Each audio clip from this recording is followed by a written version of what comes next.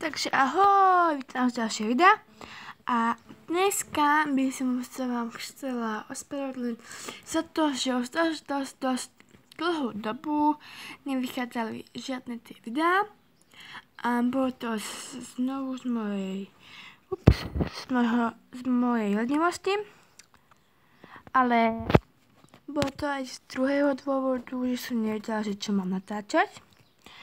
Ale dneska je to video, sme už sa zmenili, je to nové video a bude to zase mojich zase mám troch nových šlej.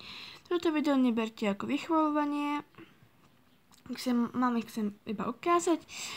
A vôbec mi ich nekúpujú rodičia, kúpujem si ich sama, teda našetrím si na ne.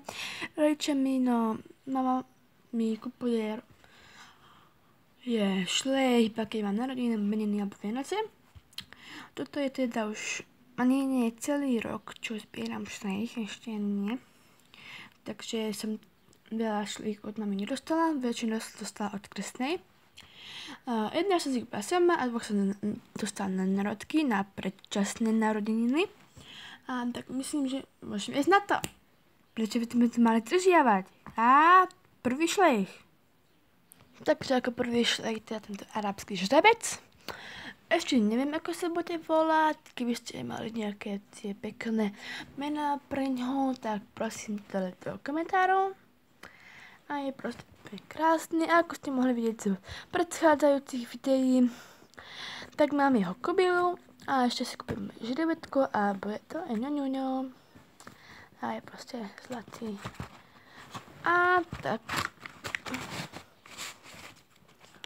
Počkajte chvíľku. Tak ako druhý šleh je teda tento. A keby mi padla toto pozadie moje, ktoré je úplne že na dve veci, tak sa ospravedlňujem.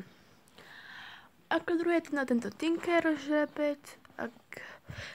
Ospravedlňujem sa, ak som to povedala zle.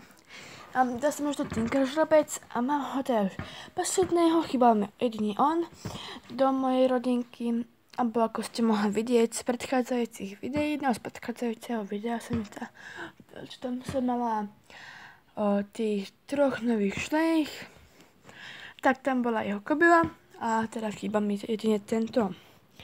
A teraz som proste strašne mám. A prečo si ich vlastne kúpujem po troch, ja ani neviem. Proste keď som si našetrila peniaze, tak si ich proste som si kúpila troch. A je proste latičky. Mali tam teda aj túto anglickú kobylu, len tu som si nekúpila. A kúpila som teda všetkých troch žrebcov. Jasne, tak. Tak a ako tretí žrebec tu je tento hanoverský kôň. Tiež nemá meno a vieš sa k nemu taká historka z dneškajšku. Pôvodne to mala byť hanoverská kobyla. Lenže my sme si kúpili hanoverskú kobylu a tých dvoch žrebcov. Išli sme za mojou sestrou a mamou, ja a môj brat. My tam išli za nimi a zistila som, že ako má on tú jeho kobylu, tak ona mala oškretú tu, mala na nose, potom mala na tejto nohe mala proste oškreté, tak akože som si povedala, že dobre. Takže som bola taká, že štutá, bola pát, som akože otázka nechcela akože na čo, že to bude ako na akože tak, ale môj baj ma prehovoril, no a ešte ma hovoril a som si myslela, tam boli proste kone a za ním bol tento žrebec a ja som si myslela, že je to Volker, teneský Volker kobyla, takže jo, budem mať kobylu k nemu, jupi, ako môžete vidieť, mám bleka. Takže tešila, že konečne, len to bol tento hanoverský žrebec. Ale za neho som tiež strašne rada, lebo mám jeho žrebetko a je to proste, pekný. Nie žiadno poškodený a proste je jasný. Všetci traja sú žrebci a asi nejak tak. Tak, toto sú moje nové koníky. Takže mi už taká zase pozadia, že vám to nebude vadiť, ale takže... To nemá. Pre neho si ešte nemá meno, ale chcem, aby sa určite volá tak, že sa dá S alebo D. Ale ak by ste mali pre neho nejaké krajšie meno na iné písmenko, tak určite neváhajte do popisku, do komentárov. A oni tiež... Ospravedlňujem sa za to. Oni tiež nemajú mená, takže tiež môžete písať do komentárov. A toto by bolo asi pre dnešné video všetko.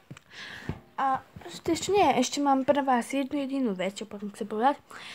No teraz to je asi lepšia kvalita, lebo ja tlačím teda môj brat si kúpil nový mobil. A ten starý ešte stále má len už na tomto natáčanie a je to tiež úplne skvelé, čiže si napíšte do komentárov, čo chcete, aby som natáčala videa na tomto mobile alebo na tom starom. A to by bolo všetko pre toto video.